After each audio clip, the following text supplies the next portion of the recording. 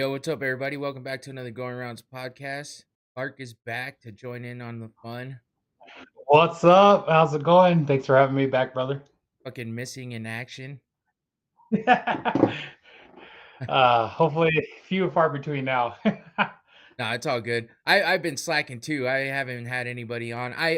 Hey, to be honest, I actually forgot I was supposed to have Clark on this week. He texted me earlier and was like, "Hey, are we still on for today?" I'm all, "Oh shit."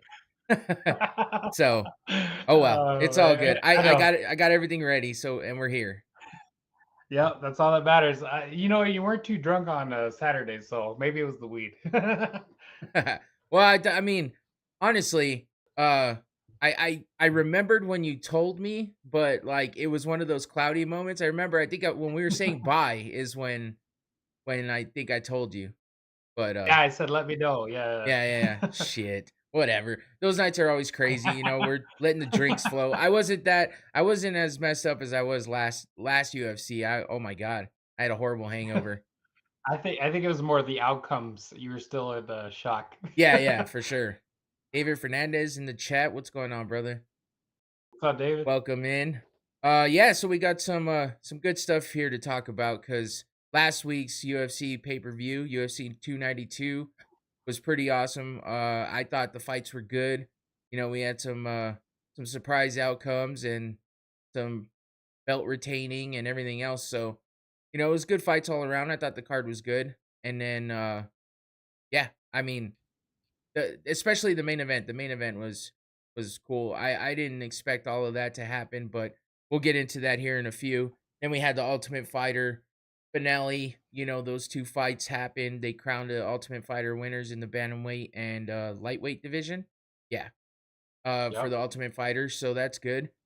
There's a lot to be said about that one. And then yeah, there was some press conference that went absolutely insane for the Prime card, the KSI and Logan Paul boxing. So we'll talk about some of that, and then of course we got the another pretty decent card this weekend with Max Holloway versus the Korean Zombie, and that's going to be in Singapore. So that's different start time. We'll go over all that too.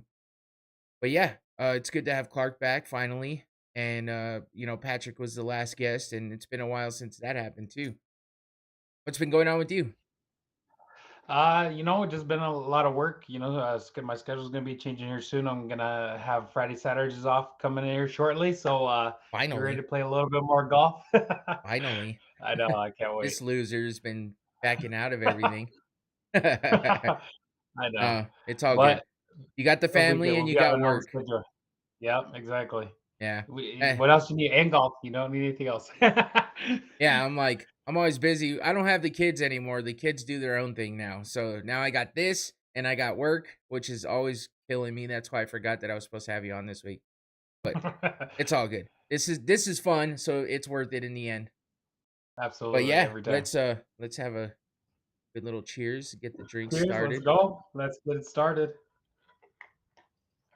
We do have a lot to talk about, so I we'll get know. going on that I right away. know. Ultimate Fighter 31. Oh, if I press the button. Ultimate Fighter 31, the last fights happened on this past card on UFC 292. It's weird. I haven't had anybody on, so I'm always used to the music starting when this happens. I don't have the background music, so I'm like, where's the flow? I don't know why it affected me this time, but I was waiting for the music. I'm like, I'm always thinking I'm screwing shit up. But yeah, the Ultimate No, it's Fighter good. finale this past weekend. They had the fights that kicked off the prelim card for the pay-per-view. And everybody got to watch that free because you get to watch that on ESPN, ESPN Plus. So Team McGregor versus Team Chandler.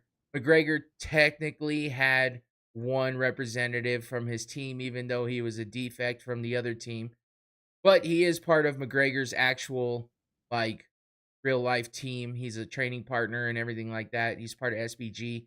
So it's legit, I think. But yeah, we had Brad Katona versus uh Cody Gibson.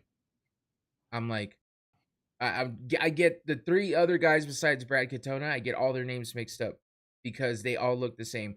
Cody Gibson, Kurt Hullaba, and Austin Hubbard. they just I could literally line them up and be like, I don't remember which one's which. But yeah, Brad Right. Katona, part of SBG. So he's part of McGregor's real team, and yeah, he did the damn thing this night because this was a pretty exciting fight, and a lot of people were comparing it to Forrest Griffin versus Stephen Bonner. I don't think it was that good. I don't think it was that crazy. I don't think a lot can stand up to that kind of comparison whatsoever. That's just history right Especially there. nowadays, but right. Yeah. You don't get fights like that from back in the day. But did you get to watch any of this or no? Yeah, I did watch this fight. This fight was really good. Yeah. Definitely. I did see some news too, and I don't know, correct me if I'm wrong. Did they actually give Cody Gibson the a contract too? I believe so, yeah. So that's pretty cool. I mean, Yeah. that's not something you see If that I they give remember both right, fighters. if I remember right, Dana White said he was getting so much pressure from everybody to give all of these guys a contract and let them all back into the UFC. Because again, if you didn't watch the season, it was kind of like a vets versus rookies type season, and Mhm. Connor had all the rookies and Chandler had all the vets. All the vets are previous UFC fighters that have gone other ways because they got let go and stuff. So they're coming back, kind of like a comeback season. And Brad Katona, coincidentally, won his season of the Ultimate Fighter before. He was the only previous Ultimate Fighter winner, and now he's a two-time Ultimate Fighter champion because he did win on this night. And there was a lot of action, big flying knees, lots of action back and forth. I mean, Cody Gibson, did some good shit too, but I think the highlights all came from Brad Katona. He just tore shit up. So Yeah. we'll see if he actually comes back to the UFC and does more with this second opportunity than he did the first time. He just kind of fizzled out that first time. I don't know what happened. Sometimes that Yeah, happens with Ultimate I Fighters. don't remember him when he was his first winner. I don't remember much of him. Yeah, I think I don't remember how long ago it was, but it was quite a while back, and he hasn't been back in the UFC since then. He is an exciting fighter. He's kind of a goofy dude and kind of an awkward guy. If you watch the show, you know that because there was a lot of controversy between him and Cody Gibson. Actually, Cody Gibson said in that last episode that he absolutely hated Katona, saying he was a pretentious little bitch and stuff like that. So, and he did kind of make that case for himself when he was talking to Chandler when he was still on the team, talking about when his first fight, he was like wanting everybody to just put everything aside and not train with anybody else and only coach him. He's like, Chandler was like, "Nah, bro, like we're a team. We got to fucking do this Right. together." So he's kind of he's a weird one, but he's a damn good fighter. So we'll see what he does with his second chance here in the UFC. Yeah, I But get the aspect too, especially being the, vets. Uh, yeah, definitely. I think he was hungry for, wanting to be back in something that he truly loved. So it showed, but I think his attitude was definitely wrong in practice, and he should have had a better mindset going forward. And I don't think, honestly, even though he's from Conor McGregor and his squad, I think he could have taken a little bit from Chandler, and I think his mindset totally fucked him over, and he didn't even take anything out of it yeah, positive. from the jump, he kind of acted stupid about the fact that he wasn't on Connor's team. But it Right. didn't affect him much. He still came out there, he still performed, and he still got he didn't let it affect his overall game. So I gotta give him Right. props for that one. To stay headstrong and do what you gotta do and go in there and make have a good fight and win. Like that's the most important thing. And I think they kind of dropped the ball here. They should have brought out or let him have a second trophy to kind of show that he's a two-time Ultimate Fighter champ. I think it was kind of Yeah. a letdown that they didn't do that. I mean, they talked about it obviously, but it would have been nice to have seen the pictures of him with both the trophies. If you get a two-time champ in the UFC, you get two belts. Why don't you get two Right. trophies, Exactly. But Yeah, and they get a new belt every time I hear, right? Every uh fight. not anymore. Not anymore. Now they Oh, do. okay. Now with the new belt, they used to, but now with the new belt, they get the rubies on the belt. And then they Mhm. they get it engraved saying like where it happened, what event it was, and the date and stuff. So Okay. but yeah, the second fight, which I thought was gonna be the more crazy fight, was Kurt Holobaugh versus or Holobo. It's a fucking weird last name. I think it I was heard it Hullable. Hullabo, yeah, against Austin Hubbard. And Hullabo had a crazy fight against Jason Knight. That was the best fight of the entire season. Like, I didn't even watch that whole episode. I just fast forward to the fight because I kept seeing stuff about it. I missed it. Fast forward to the Mhm. fight, watch the whole fight. It was insane. It was nuts. And they're fighting in the Apex with very little people in there. So you heard every single punch. You heard the reactions from Jason Knight. It was pretty badass. But I think Jason Knight was way more down than Austin Hubbard was as far as like to throw, exchanges and just throw caution to the wind and get crazy in there. Jason Knight's a savage like that, but this was still a pretty decent fight. Yeah, I think didn't his nose too was pretty busted up, wasn't it? Yeah. Yeah. Yeah, and then well, I mean, and it only went 2 rounds, 2 minutes and like 40 seconds into the second round. Austin Hubbard, after, getting some good shots in there, winds up getting that submission by triangle choke. So at least he got the finish. The Brad Katona Cody Gibson fight was a unanimous decision win for Katona, but it was an exciting fight. They had a great exchanges, good back and forth. And this one, Yeah, for Hollowbutt sure. just showed how much of a different level he's on compared to Austin Hubbard. So it was a good win for him. He took home the trophy. He's the ultimate fighter, and now he gets to get back into the UFC and try to prove himself there against the real competition. Which really, they are fighting the real competition because these guys are going to wind up being in the UFC again too, and they've been there before. So a lot of this is Right. is what they're used to anyway. It just seemed like another fight on a fight night or on a prelim card. But I'm definitely interested to see if any of these guys get a main card pick right away, but I think they're gonna get some prelim fights before they get another opportunity like that.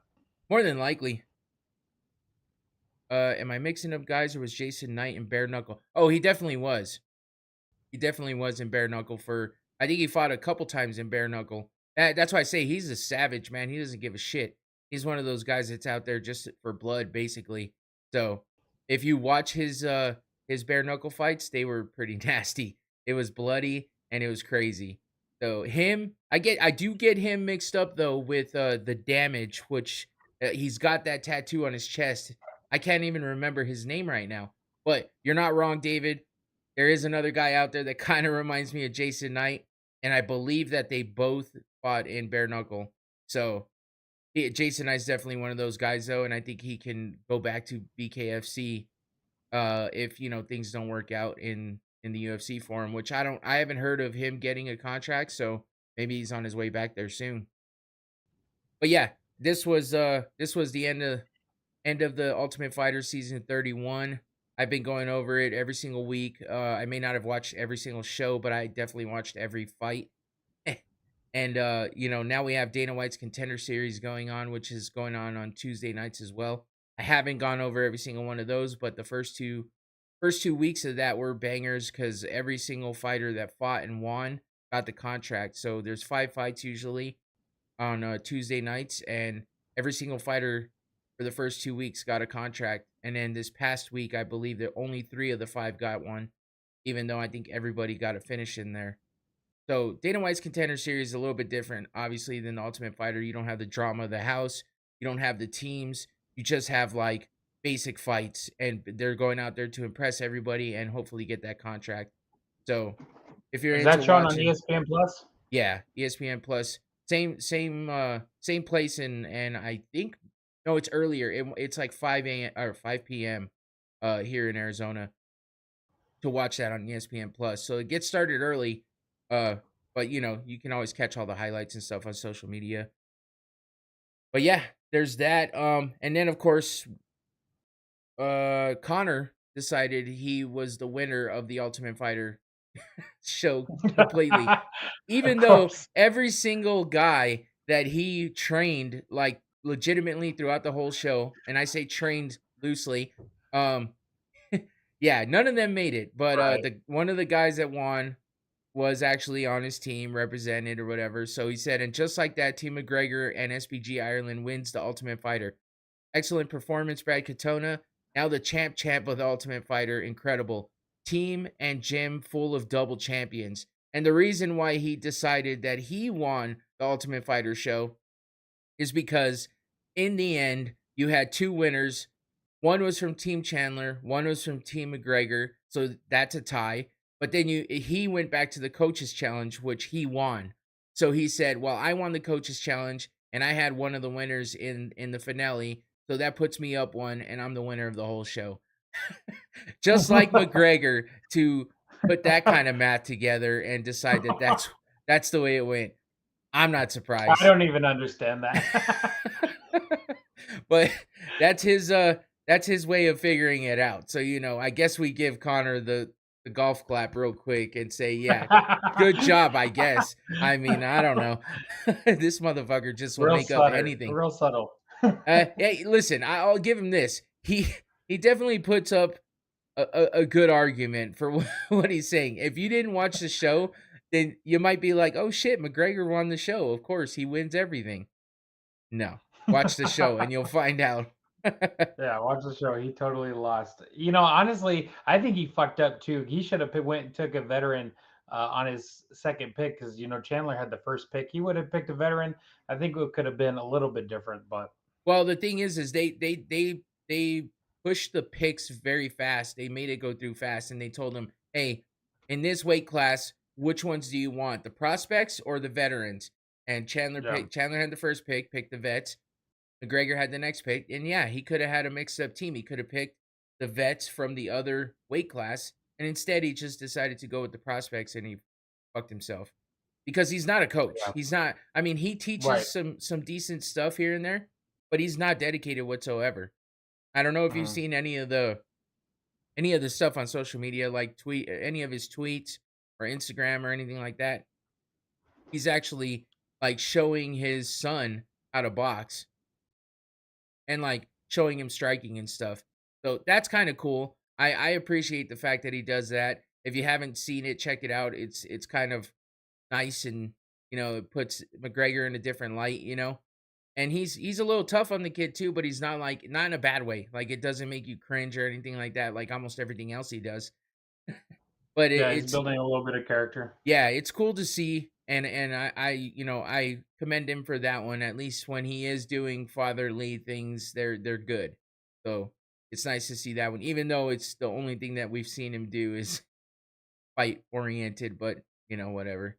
He's a hell of a fighter. So Yeah, I will say too, when I watched some of the episodes, I forget it was deeper into the season, but they were doing that water bag drill, and where they were taking it was a quick punch, and then it was a follow up with a 1-2, and that second hit was solid. Like, and he watching him do that and his quickness, it was pretty impressive. yeah, I enjoyed it. I enjoyed and watching him practice. the one time that he actually did something good for coaching was the first win that he got with Dasulia, I think the guy's name Mhm. was. And they showed the footage of Connor showing him the move that he actually won with. Now, that's always coincidental because it's something a part of someone's repertoire, they just like, "Hey, this is just something I do. I train it," but it wasn't the main focus and it wasn't what I thought I was going to end the fight with. Kind of like with Sugar Sean O'Malley with that win this past weekend. They show him training that in just before the fight, even when he was warming up. So Right. you can give him props for that, but sometimes it's just one of those things that happens, and then it happens to be the way that he ends a fight. So either way, McGregor did some good here and there. I want to say overall aspect of this whole show was kind of in a negative light for him. I just want to see him fight in December. Hopefully that fight happens with Chandler, but I'm not Yeah. holding my breath. Yeah, me either. And we'll actually touch on that here in a few as well. But I do want to move on from this now that the Ultimate Fighter season 31 is over. We won't be covering that anymore, obviously. But we got to go into UFC 292 because this was a hell of a card with the two title fights on the line. Uh, I Zhang should have Wei, bet too. Ah. I know. I know. I did put a bet in. I only bet like $10. I did one of those like kind of multi leg parlays and it got busted right away. I'm not good. I'm not good at betting. The thing is sometimes I'll just like see a few things and I'll be like, "Hey, this could be a good parlay." So I try it. And I'll only do it like once a month at the most. And sometimes it's not even that. So I'm not good at betting. But I did throw a bet Yeah, down on it this could have one, been. and it was not good. I could have won money. I told Josh too. I said, "Put your money on this." I said, "Do it." He did do it. He didn't do it either? That No, he sucks. didn't do it. He could have. He would have. It would have been some big money if you would have picked uh Zhang and Sugar, and you had Sugar for the knockout. $50 would have put you at 350. Damn. So you would have had a good profit right there. Yeah. Yeah, I know, and I always go for the crazy parlays with fucking yeah, where it's like it could get busted right away, or you could go all the way to the end and then be like, "Oh my god, I hate my life." That's why I don't bet that. That's why I don't bet Right. that much because it hurts. It hurts too much, and it's not even that I'm betting a lot. I bet $10. I don't give a fuck. I spend $10 on worse shit. You know what I mean? But Right. like, just the fact that I had that, I don't know, it was that possibility of winning. It was like I'd like to win once in a while, and I never do. I need to make better bets. I need to start betting smaller and win a couple, and then yeah, I just go The all first yeah. 3 fights were up in the air, though. I mean, they looked pretty good, but, I mean, you had some struggle picking them because I mean, you went with your gut, and your gut is usually right too because you know these fighters pretty well. Yeah. It just didn't go the way you wanted it. I feel like MMA is like the hardest thing to bet on, but It yeah, who can be. knows? Yeah, those at the bottom, those early prelims, there was some decent names down there. Marina Moroz versus Karine Silva. Karine Silva with the win submission in the first round. Andrea Lee versus Natalie Silva. Natalie Silva got the unanimous decision win. And then you had Gerald Mearshart versus Andre Petrosky, which I thought that should have at least been in the regular prelims, but it wasn't. It did go to split decision. Petrosky with that win. And then you moved on to those Ultimate Fighter fights that we just went over. So those were good fights. And then we get to the fucking fight that started my parlay and busted it right away. That would be the Chris Weidman versus Brad Tavares. So, Chris Weidman broke his leg. It was a compound fracture. The bones actually came out of the skin. It was probably one of the worst fucking leg breaks that anybody's ever seen. They didn't even show it on camera because it was that bad. Those bones, those jagged, broken bones broke through the skin, through ligaments and everything else. So he had a horrible time of trying to recover from all that. And that was when he fought. Who did he fight? Uriah Hall, and it was the first kick of the fight. So it was like within seconds of starting that fight, he broke his leg. So, and he had like I think he had 5 surgeries overall because he kept Oh, getting yeah. yeah the break was not it wasn't healing correctly, and he kept getting what do you call it? Fuck, forgot what I was to say. Infections. He kept getting infections as well. So that's why he had so many surgeries. But he came back and, he told Brad Tavares, he said, "Hey, let me have that one leg kick. Don't check it. Just let me get that one kick in there and you know, let it fly. And so I can get past it. He's all, I'll let you have one too. And then we'll get at it." I don't know. I don't remember if that happened. I don't remember the very beginning of the fight, but all I know is right away, Weidman did come out with a kick here to the body. That's a pretty nasty kick there, but he didn't do well overall. Did you watch this fight? Yeah, we watched this fight. Yeah. It was good. It wasn't too much, but you know what too? I honestly with his leg break too, I don't know if there was another nasty leg break, but when Silva and Connor both broke their legs, I don't know. That made me cringe No, hard. so So I couldn't that's even imagine. the reason why is because you actually got to see them like put pressure on that leg and see it fold for both of them. Mhm. Like when Silva kicked, you actually watched his leg break and wrap around Weidman's leg when it happened, right? So that was Right. fucking gruesome. And then you watch them wheel him out and he's like screaming in agony.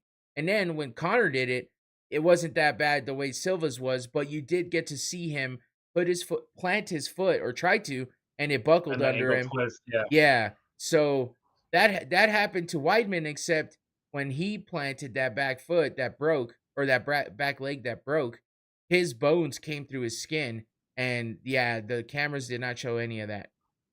So, from what I I couldn't understand, imagine. Netflix was following him throughout the entire time, and they're doing a documentary. Or maybe it wasn't Netflix. I don't know who it was, but they did a documentary following him throughout his entire recovery process and all that. So that'll be interesting to watch. But unfortunately, he did get the loss here. I mean, Tavares just did a lot of work and made him look bad in his comeback fight. Now Tavares is, Hawaiian, so he did have all that stuff that's going on in Hawaii on his head, and he came in, with a purpose, wanting to fight and dedicate the fight for, his home islands and all that stuff and all the craziness going on over there. But I was thinking this is Chris Weidman's time to come in and really, you know, just prove himself to be still a good fighter even after all the adversity, but it didn't happen. Yeah, I think he's a great fighter and he has great technique, but I mean, honestly, it's not the same. It's not the No. same. And honestly, the way the competitions are getting and how people are taking these fights seriously, he's gonna have to rethink his strategy or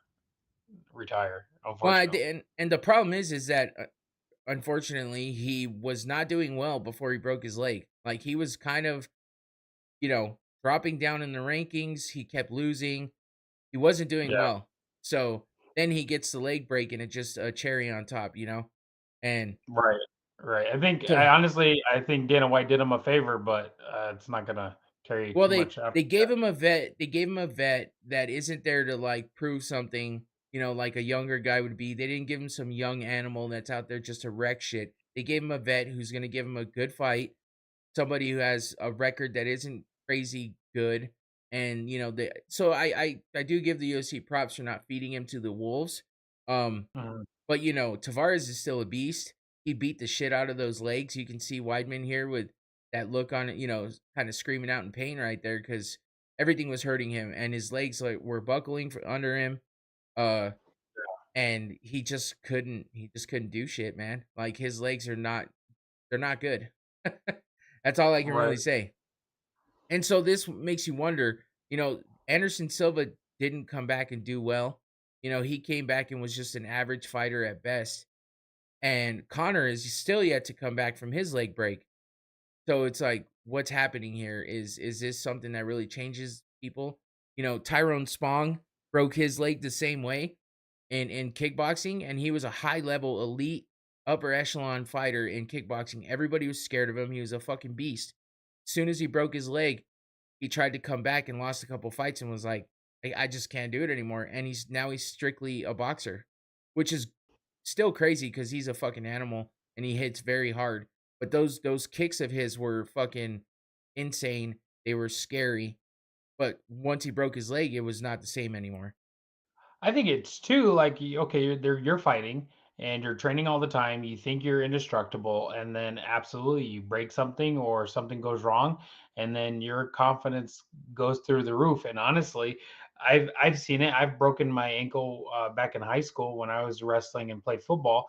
Uh, you kind of start babying it, and you think about okay, if I do this good, is there that small chance that I could fuck myself up again? And I don't want to do that. And so Yeah. it sticks with you. It's those little demons that just sit in the back. You're like, oh, You feel what that am I little going to do here? strain or that little tweak or that little Yeah, pop, and you're like, "Oh shit, did I just do it again? Or is this on right. its way to doing it again?" You gotta think these guys, that's what happened to McGregor. He had like stress fractures in his shin already, and that's what led up to his leg fully breaking when after kicking and getting it checked. You shin to shin or shin to knee, that shit's not good. It's not good. And these Yeah, guys, it's they brutal. build up a tolerance on their legs, but McGregor had those small stress fractures, and he was in pain already with his shin, and then he goes into this fight, throws a kick, and breaks it. Like, fuck, man, I it's couldn't got to even be do the brutal. training. I can't even do the training for that they do in the way they use that hard steel or cold steel and they rub their bones endlessly trying to like numb the nerves. Fuck that. And a lot of them don't do that though. A lot of them just build it up by kicking shin to shin with people, like in sparring and stuff. They wear shin Right. guards, but then they'll take them off and they'll build it up that way. So, there's different ways of doing it, you see the Thai guys that kick the bamboo and all that shit, like, that's nutty too, and then they go for, like, solid tree trunks, and Yeah, you build up a tolerance and you build up a strength for those bones, but you got to be a different type of person, man. I ain't that person. I know that for a fucking fact. Psycho, psycho. You gotta be a It's psycho. dedication and a little bit of psychotic, like. Okay, you call it dedication. Oh, my You stick to camera. that. You see that flash? I did see it. Yeah, I don't know what's happening. It's been doing that for the past couple weeks, here and there, and it seems to be doing it more. But anyway, in the end, unfortunately, uh-oh. Oh, I forgot one. Ah, there we go. Well, that was because Weidman got kicked in the nuts a couple times, but they traded nut shots quite a few times. But Weidman was in pain all the way throughout the fight. If it wasn't his legs, he was getting kicked in the nuts.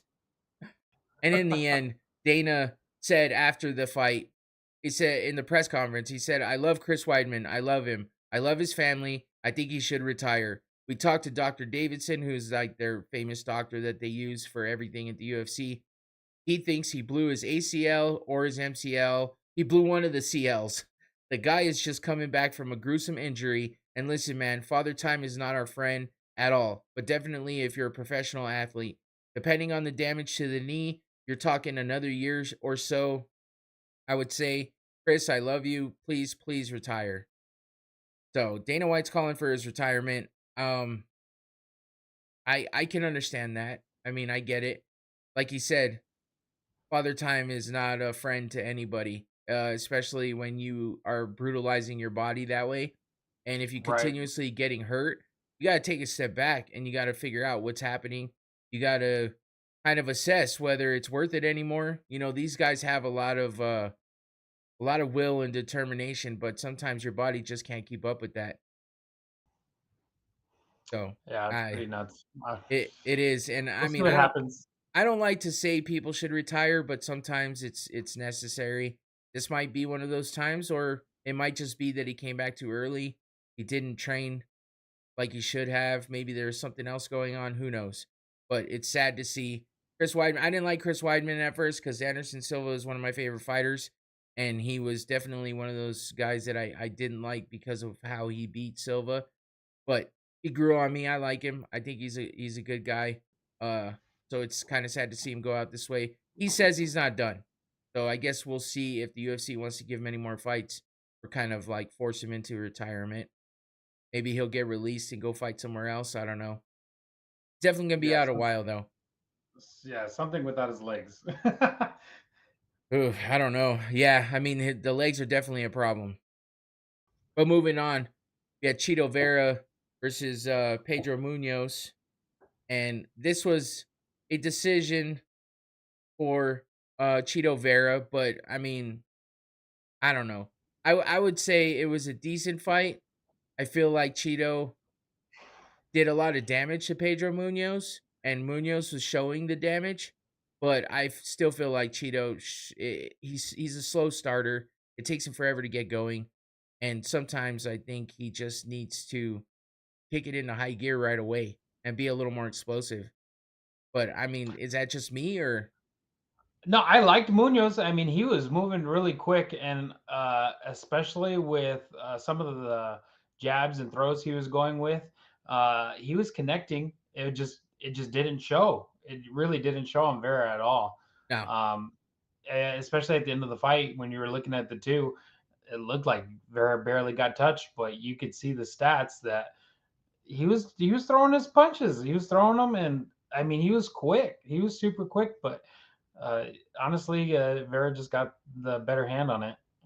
All right there. Oh, I Yeah, remember that face. I think it was just more significant strikes for Vera. You know, Pedro had his moments as well, but I just don't think he. I think he got a little bit overwhelmed by Cheeto, especially when he's throwing and landing, but yet it's not really like you said. It's not showing on Cheeto very much. He didn't. He didn't. He looked like he just got done with a workout and not a fight because he didn't show Right, any damage on his face, and he looked calm as hell, like he could have gone a few more rounds. And Pedro just looked right. like, yeah, looked beat up. I mean, because of punches like this that were landing. So Cheeto definitely got the best of him and pretty much all around. And There were some good combination trades though. I mean, there was a couple times, especially I believe in the second round, where they just kept going back and forth, and Munoz definitely had some opportunities.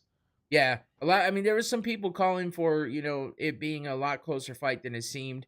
Vera got the win by unanimous decision, but a lot of people were saying, "Hey, I saw it differently. I thought it could have been a split decision."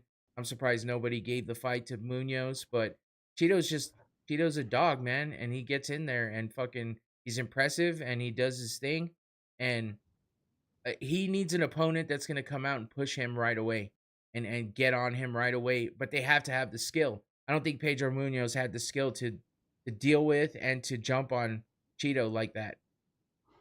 Right. As Vera, I don't know. Let me look it up. Has Vera fought anybody really significant? Oh yeah, yeah, definitely. I mean, I believe he's beat Dominic Cruz, Rob Font, Frankie Edgar. He beat Sean O'Malley back in the day, who is Oh now the shit. champ. Yeah, that was in 2020. Even though Sean O'Malley will say he didn't beat him. But I mean, his losses are the big names like Corey Sandhagen. God, my camera is driving me crazy. And then he lost to Jose Aldo, Song Yudong. So I mean, it's kind of a mix up, but most of his wins are against decent fighters as well. He's just a slow starter, and almost always goes to a decision. I mean, he goes to a decision a lot. Yeah. So his most impressive win is probably against Dominic Cruz. He had that like grazing head kick, and it was exciting. That was cool. That was in 2022, and then his other fight before after that was Corey Sandhagen, which he lost by split decision. So it's not like it was a total domination by Sandhagen. Mm. But yeah, I mean he has some good wins on his record. I just don't think he can hang with like I don't think if he may have a win over O'Malley, but O'Malley has definitely gotten way better since. And I think he's Definitely probably not the same fighter for no, sure. not at all. And only a couple years and he's already a champ. I don't think Hmm. that he's got what it takes to deal with O'Malley in the form that he's in right now. I think he needs to get in there with a few more guys that are up there in the rankings and kind of put a more impressive show on. And then I think he'll have a chance. So, Yeah, it'll be good. Honestly, we're going to see a lot more fights come up too. I think not only this year, but especially the UFC, talking about the UFC and what they've been doing and how amazing these cards have been. I mean, we're not getting quality every week, but we are getting at least two or three good fights consistently. And Dana White's going to have to top this 2024. It's just going to have to happen. yeah. Yeah, because there's been a lot of good, really good and crazy events go on this year. So, there's no fucking Feels seasons like a in this. season. Nah. And there's very few breaks too. I mean, there's fights on every goddamn week. So and including Right. this Yeah. weekend, there's a big fight going on this weekend. Max Holloway, that's always a crazy fight and always a great fight. So well, Yeah. obviously we'll go over that here in a little bit, but yeah, it's like every single weekend, whether it's a halfway shitty card or just a really good one, there's always fights and they take very Right. few breaks. And most of the cards coming up here soon, over the next couple months are going to be really, really good. The rest of the year is going to be really good. So just Yeah. strap Big in finale because for we'll have a sure. lot to talk about. Yeah, Um, I'm gonna. Oh, I do want to see what they're gonna do for November, December, though. I want to see what's gonna happen. well, November I think is gonna be Is it uh Adesanya? yes.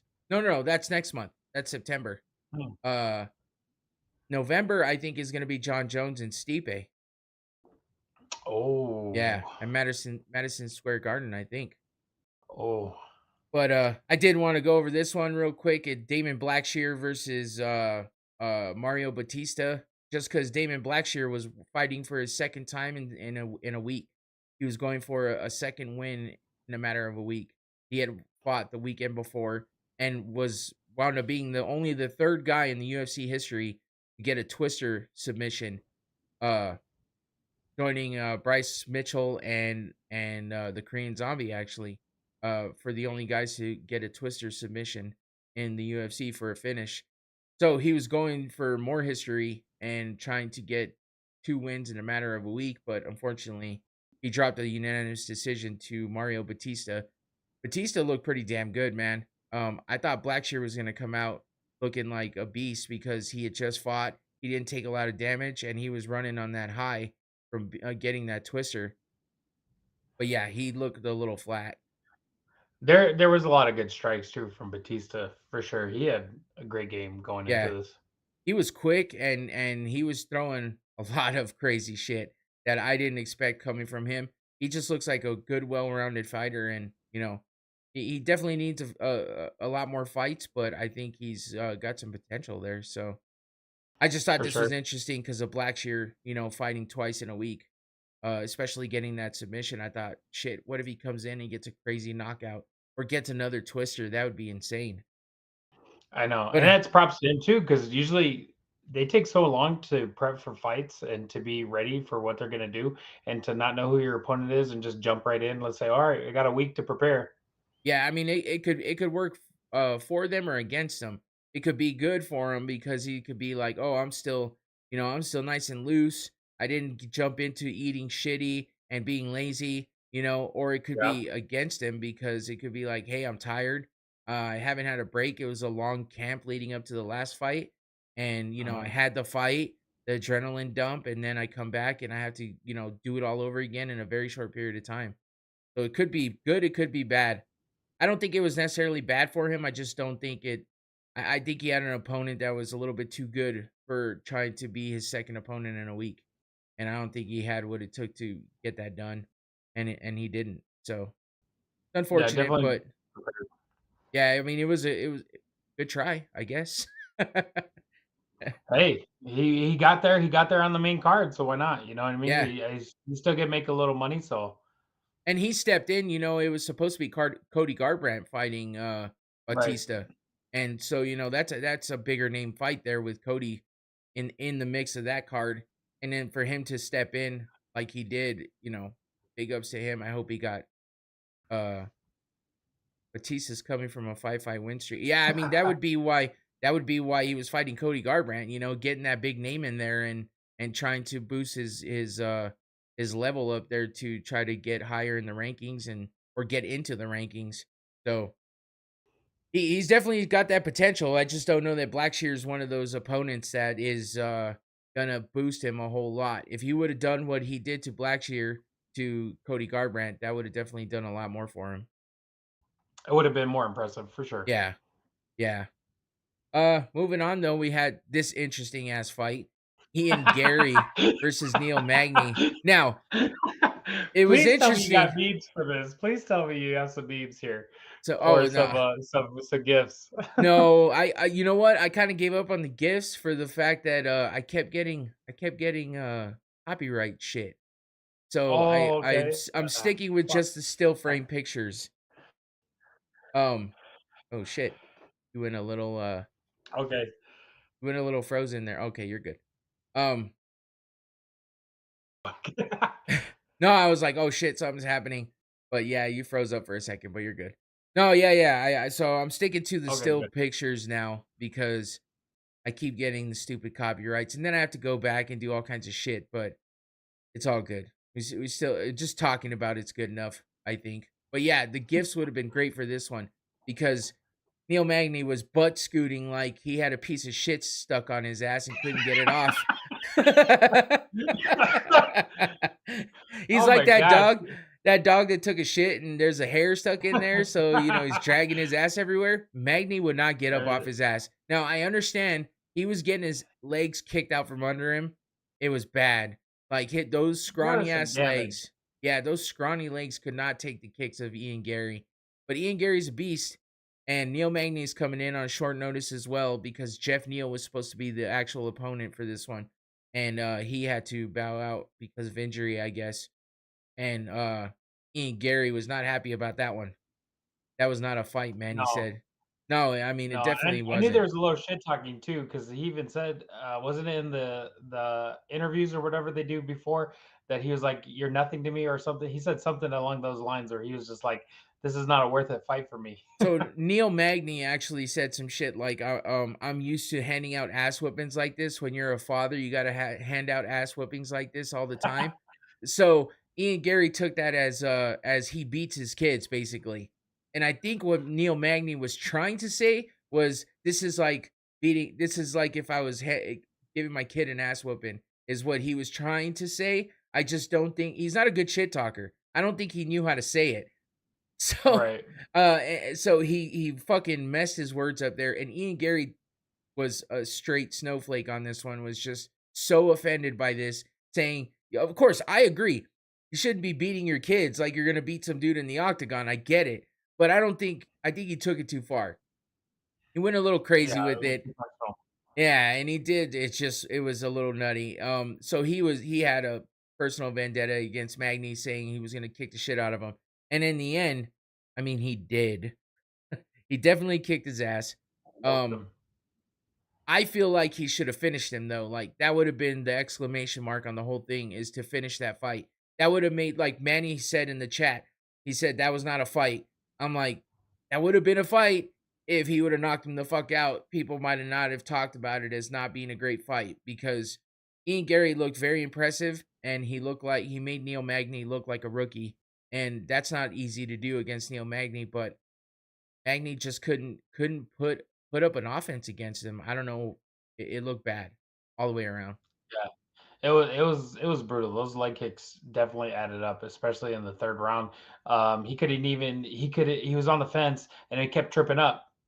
He just like, what? I can't defend this. And then you go to the ground, do the scoot, and then no, he's like, come here, get your Yep. ass back up, get up here. Yeah, I mean, just the leg kicks were horrendous. It looked like Neil Magny's legs were gonna snap in half, which I mean, it could happen. But Right, he's trying to for defend sure. it. He wasn't doing well with checking it. Even when he checked it, he was all over the place, getting kicked to the ground. Right here, this is like you were saying, up against the cage, gets his leg kicked out from under him, and he falls down, winds up on his butt, and he's butt scooting across the damn cage again. It was Yeah, bad. It was bad, and all Ian kept doing was backing up, saying, "Hey, get the fuck up, stop scooting your mhm, ass on the ground, and let's fight." But he knew what he was doing. I mean, he knew he was yeah. punishing him. He knew that. And it's good too because some people will take that bait. They Yeah. will take that bait. They're like, "Oh, I can. My ground game is better than you. Okay, let's go." Well, You take the it. very first time Magny did it, he actually jumped down there with him, and he was trying to do some ground and pound, but then he smartened up and backed away. Right. Kept telling him to get up. But yeah, there was that personal vendetta going on, and Ian Gary kept flipping him off in Oh, between and he flicked rounds. it. Remember, it was in the face first. He flicked him right in the face No, and gave him the finger. that was the end of the fight. So that was this one right here. Oh, right. At the Okay. end of the fight is when he he let him up, and he fucking flipped him off, but he pushed his head with with his hand. It was so bad. And then Magny actually is like smacked him back. And Right. I remember that being the end of the fight, because the ref got in between them and was talking to Gary like, "Hey, can't be doing that shit."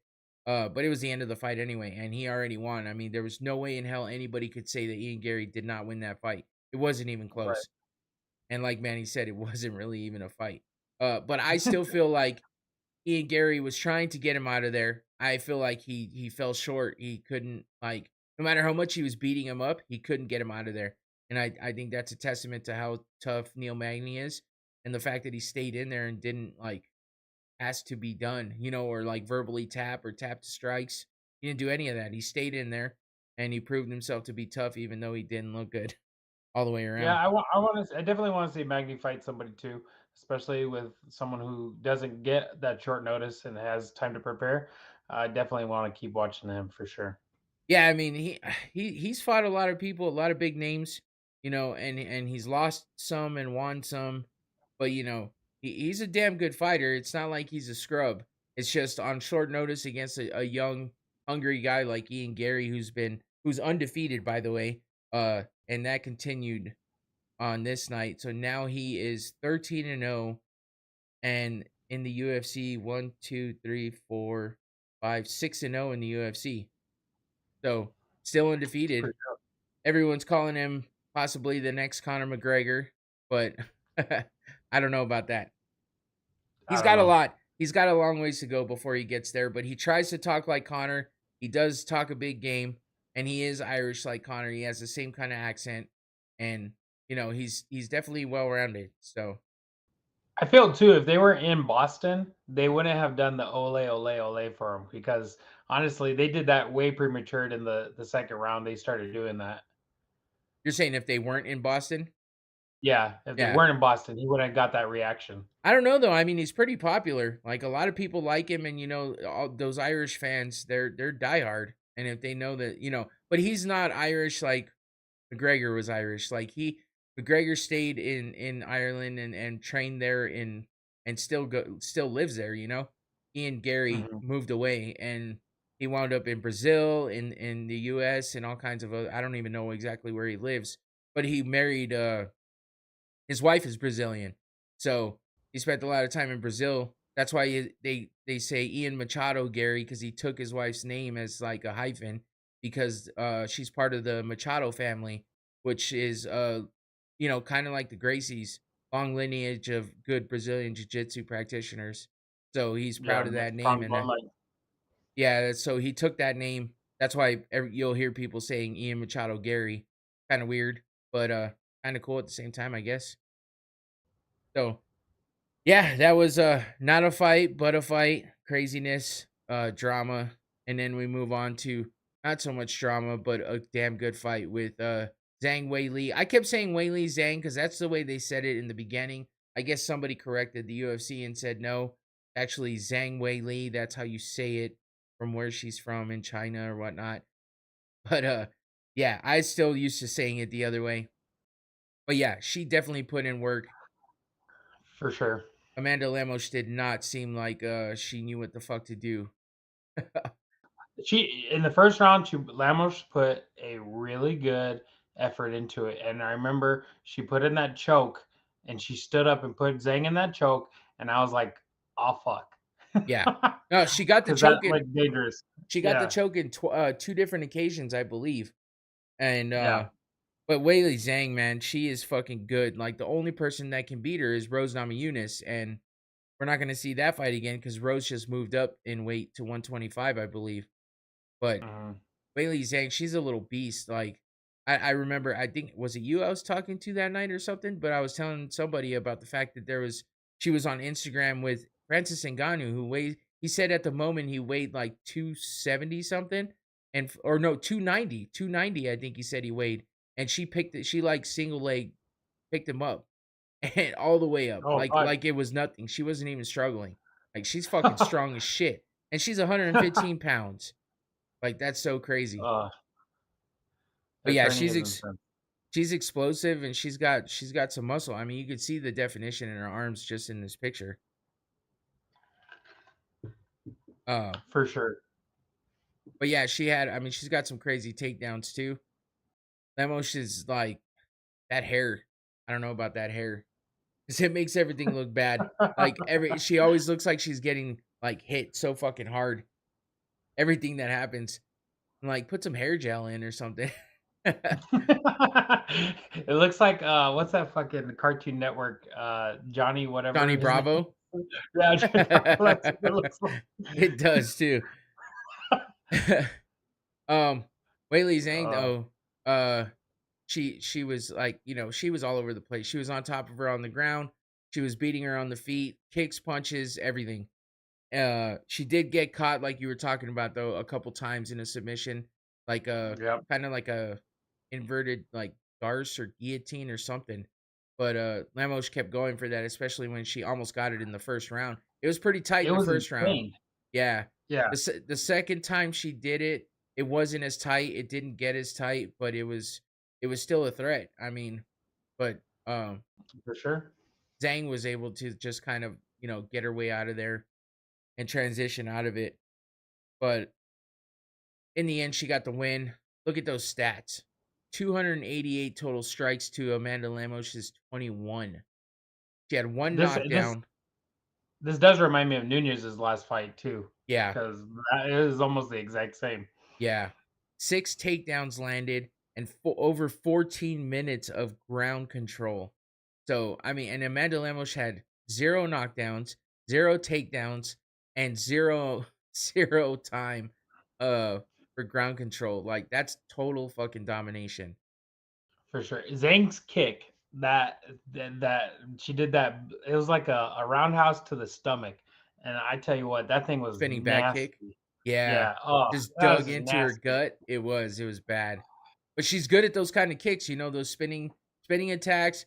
Uh, you know, she's just good at everything. It's insane. I'm just wondering who's gonna be able to beat her. Like, I think Tatiana Suarez is on her way up, and I think if she gets like one, I think she only needs like one more good fight, but maybe two at the most. And I think she's up there and could possibly, you know, beat Wei. But it's gonna be tough because she's strong as fuck. But Tatiana Suarez is strong too. She's a great wrestler. She's a great grappler. She fucking chokes everybody out, and she's got good striking too. So if she could get Zhang to the ground, I think she could beat her for sure. Yeah. It'll be But interesting to see, but it's gonna be hard. She's gonna be hard to beat, regardless. yeah, I mean, not too many. There's not too many threats out there for her right now. No. Now, since we're on the topic of women fighters, I just have a question. I don't know if it's true. I've seen rumors, and I don't believe rumors as much as more, because it comes from the way I see them is because they come up on Facebook now with all these like, oh, suggested shit. But is Ronda Rousey coming back? No, Is this true? no. Okay, Actually, thank God. Dana. I mean, you can't always believe what Dana White says either, because Dana White said women will never fight in the UFC, and then Ronda Rousey came around, and here we are. Right. So Yeah. you can't always Millions of believe what he dollars said, later. but he definitely shot down questions about Ronda saying that no, it's never gonna happen. She's done.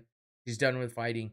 I don't think she should come back either. I think the way she went out and the fact that she was so bad at taking those losses, I don't think she could ever come back and get over that mental like hump that she hit and be able to get Yeah. a good win. I don't think it's possible. Not to mention No, she's older it'll be now. really hard. Right. Oh yeah, for sure. And WWE's fake. So Yeah, I mean, there's still athletes, they still do a lot of training and they still do, get a lot of bumps and stuff, but it's nothing right, like fighting. A lot of people say their schedule is just so crazy, but she's not doing that. She's not out there fighting all of the crazy all of the nights of wrestling. She's not doing everything. She's just out there doing the big events. So, right, who knows what her training would be like? Who knows? I don't even think that she could have her team come back together and be what it was before. I think once she got knocked out by Holly Holm, it was over. She right. thought she was untouchable, and then she got touched. And then she came back against Amanda Nunes and got fucking destroyed. So you go Walloped, walloped. yeah. You go down twice like that, especially after being on top for so long. That's even if she could come back physically and compete, I don't think mentally she'd be able to. She's Yeah, kind for of a sure. mental midget when it comes to that. You saw how she took any fucking losses, even in the Ultimate Fighter. If you watch the season of her against Misha Tate on the Ultimate Fighter, she was such a sore loser. She's so bad at losing. It's not even entertaining. Like, yeah, you want to see her lose if you didn't like her, and then you're like, oh, this is Right. gross too. Like, just go away. Just So, it reminds me of Forrest Griffin when he lost to Silva and he ran out of the oh the yeah, arena. Yeah, yeah. do that. Just run. Yeah, I think Forrest Yeah. had other reasons for that. He wasn't like Ronda, but yeah, it's a good example. Right. And then, I mean, it's just one of those things. I think Ronda is she's just a sore loser. That's all there is to it. I don't know. I don't know what else to say. But I respect the hell out of her. She is a pioneer. She is the first woman to be, come into the UFC. She made all that history. She had a great run, a great title run, and she held the belt for so long and defended it for so long. A lot of girls can, you know, kind of thank have a lot to thank her for. But and she brought the For UFC to sure. another level of success. But in the end, that attitude and the way she went out and the way things went down is not a good look for her. And I think instead of making it worse, she should just leave it alone. Yeah, I mean, honestly, she was a pioneer for sure as far as, women, and now that we're getting these fighters, Zhang is just a testament to that because who knows if it wasn't for Ronda Rousey, would Zhang be here today, you know? Yeah, not in the UFC at least. Because I mean, there Right, was other organizations that had women and that had good women fighting for championships and everything else, but to be in the UFC is a whole different level and a whole different, you know, level of exposure. So who knows if it wasn't for Ronda, who knows if women would have ever been in the UFC. for So sure. I mean, you got to thank her for that, and you got to respect her for that. But the way she left leaves a lot to the imagination as to what would happen if she came back, and it's probably best if she doesn't. It is best, it is best. Yeah, There's no money for it. but yeah, let's get to this main event: Sugar Sean Let's O'Malley versus go. Aljamain Sterling. Now, this didn't go on for long. I mean, we were 51 seconds into the second round when we got a finish from Sugar Sean, and he got that win. But a lot led up to that. In the first round, they were going back and forth. Aljamain didn't look bad, but I mean, No, not at all. Sean O'Malley, he didn't look like he was gonna beat him that quickly either. But he was landing a lot of stuff, and he looked like definitely a good opponent for Aljamain. Yeah, it looked really good. Honestly, the fight was really good. Sterling did really good. He kept the pressure. You had Sugar come in, and he was just like, staying with his plan. Definitely he got tapped a couple times in the face, but he battled hard. He kept his distance and kind of just looked for his opportunities. And the I most liked I important liked the first round too. That was Yeah. nice. The most important thing is he didn't get taken down. He showed really good Right, takedown defense in that first round because Aljamain was coming after him because he said, if I do anything, it's not letting him take me down. And then after that is not letting him get my back. He's like, he cannot right. get me to the ground and he cannot take my back because that's where Aljamain is the strongest at. That's what he's best at. Yeah, But and Sugar had that slip too in the first round, which caused him to little be like, "Oh, I got to get up out of this," and he did really good as far as defense goes and getting out of it right away. yeah, and I think if they credited Aljamain with any takedowns, it might have been one, and it might have been that one, and pretty much like you said, Sean got up quickly, so there was a lot learned there. That Sean O'Malley has good takedown defense, so it's good for him in the future because he's got people like Peter Yan who he's beat, but he's got him that might be coming up. Marab Davalishvili, which is Aljamain Sterling's teammate. That's Yeah, training another partner. Yeah, guy. Yeah, that's another guy who is right there, ready to maybe fight for that belt too. And he's a crazy grappler and wrestler. So if Sean has good a takedown defense, I mean it's good for him. That shows promise for what he's got coming up.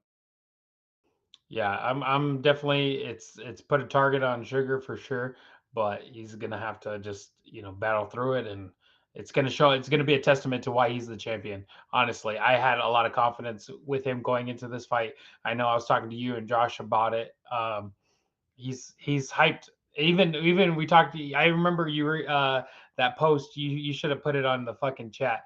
That post with Eric, or not Eric, Patrick on Facebook. He said, he likes the guy. He just can't give him. He can't get on the Oh Sugar yeah, bandwagon. yeah. And there's nothing about him. You can't say nothing really bad about him. You just don't want to be on that wagon.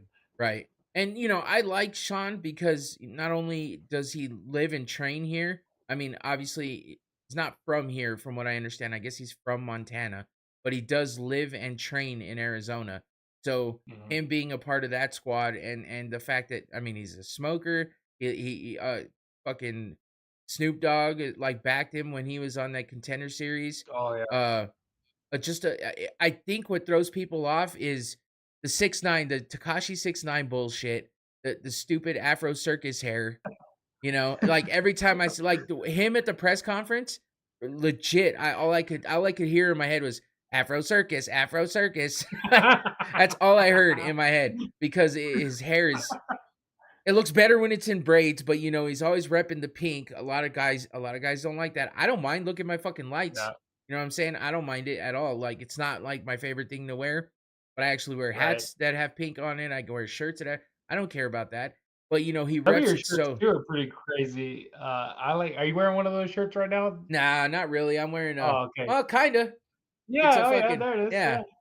But, Yeah. So you wear the shirts. It has the pink in it, but it's not yeah. all pink. No, no, no. I do have a couple that have a lot of pink, but, you know, I got a Braves hat that has the pink. Yay, I like that. It's one of my favorite hats too. So it's nothing about the pink stuff, but he reps it so hard. And his hair is Right. just so crazy. You know, he's got the face tattoos. He's a scrawny dude too, so he kind of looks like, unfortunately, he kind of looks like a meth head with the crazy hair and the tattoos on his face. He's so skinny and scrawny. But then he's rolling a pink Lambo. Like, he's like, fuck everybody. I got a pink Lambo. Rolling around in Arizona with a pink Lambo. But, you know, Yeah. he's the shit, and yeah, Joshua Beck in the chat said his style. I mean, honestly, his style is what he's got. He's made a yeah. name for it for sure. I mean, his fighting style is great.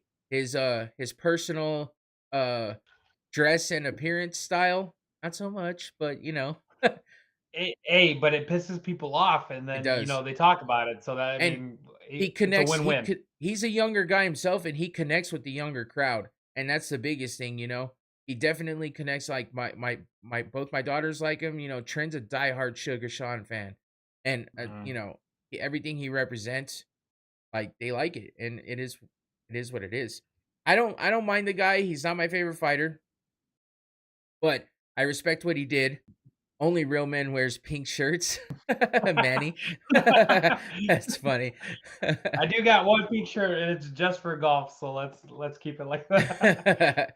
I mean, Sean's 28, so he's still in his 20s, but like I said, Yeah. he resonates with that younger crowd, you know, and if you ever watch his podcast, you should go check it out, the Tim and Sugar Show. Um, it's him and I didn't his, even know you had a podcast. yeah, like the very first one they came back after he won, they're doing the fucking, what's it called? The volcano fucking bag of weed. Like, it's a whole bag of weed. It looks like a fucking balloon. And you just like squeeze it and they put their mouth on it. They squeeze it and just get a whole fucking puff of weed. It's almost like a Oh, high, like a, what do they call it? Like a hydro bong or something, but I don't even know what it is. All I know is Rogan used to do it on his show back in the day too. But yeah, they're doing that, and he's fucking laughing like a weirdo. He's like a Joker. He's like the Joker. That's what it is. But he's not that evil. You know what I mean? But it's like he's like the Joker. It's funny. I don't know. A lot of people don't like him. I think he's cool. I like the fact that he made his way up from Dana White's Contender Series. He only has one loss on his record. He would tell you he's undefeated. I don't like that so much. I think he goes way too hard in the paint with the denial of the loss. But, you yeah. know, You gotta take your losses and at least learn from them. yeah. And instead of denying that you even lost, he got hurt in that fight. You know, he hurt his ankle or something like that, but still he lost. So it is what it is. But here's Right. some of the follow-up sequences on the ground. You know, he got those big hammer fists in there. Eljo didn't look like he was super hurt, but at the same time, he's okay, and I don't wear pink, LOL, but I love to fight. Josh Beck. That's funny. Yeah, I Oh, mean, again, you would have never caught me wearing pink like a few years ago, but I started wearing shirts that have pink and stuff on it. I don't really care. It's not. I mean, I there I mean, your wear. background stinks though. Yeah, yeah, and you know, I'll rep the. I would have never done this like back in the day, so it's all good. I don't know. I like. I don't mind it now. It's not a big deal to me. You know what I mean? Like, No, I you would go with never the have my flow. hair pink, so. What hair? Got a little bit. I got a little bit. I'm not balding. I just keep my hair short. Uh, But yeah, you know, Suga Forever. came back with the ground and pound. You know, this was kind of in the finish here, and then everybody was comparing this fight to the McGregor versus Aldo fight just because of the Oh, kind of that's ending trippy. sequence. Yeah, that's so crazy to see it side by Oh, side. that's trippy. The only difference is, you know, Sean O'Malley did it with the right, and McGregor did it with the left. Now Mhm. McGregor's was like a 6-second knockout or some shit like that too, and O'Malley did it in what, 25 seconds of the second round. Um, so you know, it went to the second round, whatever. But I mean, it's pretty hard to not compare that. And the only other big difference is that Jose Aldo was out cold. Aljamain Sterling Right. was, not even out completely. So, He and was still trying to defend himself. Uh, the reach, I knew that reach would be tremendously hard. And even, Sterling talked about it, especially, he said, I tried to mimic as best I can, Sean O'Malley's reach, and, it just showed it wasn't enough. But right. also, can you find somebody that has that type of experience and drive, that has that type of reach? Because that reach is dangerous. It is really dangerous. Not to mention, his fighting style is kind of unique as well. He's not like a normal fighter. He does have that Yeah. length. He is lanky, but at the same time, it's his angles. It's the way that he strikes. It's different, and a lot of people feel that way about a lot of other fighters. Like Wonderboy Thompson is hard to train for because Mhm. he's got those kind of strikes and stuff. So it's different, man. Eljo maybe didn't prepares. Maybe I think he underestimated him, and he said it himself that he did a little bit. He underestimated the striking. He didn't prepare properly for it, but I also feel like there's no good way to prepare for Sean O'Malley. Um, and he's gonna meet his match. Cheeto Vera gave him a fight and beat him and stopped him even.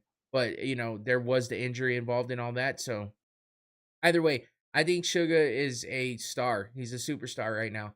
And the way that he came out, if you watched his walkout, and if you haven't, go check it out. It's actually pretty dope. Uh his walkout, he walked out to Superstar by Lupe Fiasco, which is, kind of an older song now, but that's one of those Mhm. songs that I like a lot. Like that song stuck Yep. with me when I first heard it, and it was one of my favorite songs when it first came out. But that was a dope ass walkout. He was already a star, and now he's just a fucking superstar. He's a giant, and a lot of people gravitated towards him. He got a lot of followers. He's a streamer. He likes to game online and streams on Twitch and shit like that, I believe. That's what I mean by he resonates with all the younger crowd too. And all those people on social media and stuff like that. It brings a big following, a big fan base, and he's just gonna keep rising from this point on. And he's good at taking losses. When he fought Peter Yan and it was a split decision, he himself didn't even know for sure if he won that fight, and he said it out loud. He said that, he wasn't sure that he really won, but he's a good loser, except for that Cheeto Vera one. That one's a little bit different. But, it was cool to see him celebrate, uh, especially the way that he reacts to everything. He's just different, man. He's a different kind of dude. And this is probably the happiest you saw him throughout the whole thing is when he's getting that belt wrapped around him. Otherwise, he was kind of a very calm demeanor, which is a little weird. Now, I do have a question, because he went. You remember, he went to the outside of the ring, and he stood there. He had his arms out. Who was the guy in the gray suit that he was talking to? That I don't was know. weird. I didn't understand that It part. had I to was have like, who been is that? It it wasn't Dana had to have White. been some kind of business partner of some sort. Yeah, maybe. Yeah, because Yeah. they chatted for like a good, few seconds, It's as one much as you can. it's probably one of those things where, "Hey, this shit's trending very high. Keep it up, keep it going." But hey, he like For I said, sure. he's a fucking superstar because he on the canvas, the UFC was pushing the shit out of him. On the canvas, his name was on the canvas because he's sponsored by Sweet Sweat, and it said Sweet Oh, right. Sweat Yeah, yeah. I see that. X Suga, which is like his version of Sweet Sweat, and the UFC's got that on the fucking. It's like McGregor. McGregor's got his whiskey on the mat. I'm sure when he comes back, it's gonna be the Irish Forge Stout, stuff like that. It's all gonna be there represented. So he's gonna be one of those guys that's gonna have his name all over a lot of things because he's that big of a star. Yeah, they can take Prime out. Fuck Prime. This was funny though. Like I said, he was kind of the way his demeanor's so weird, and he just sits there. He was all calm and stuff. He doesn't get crazy. He doesn't start yelling and screaming.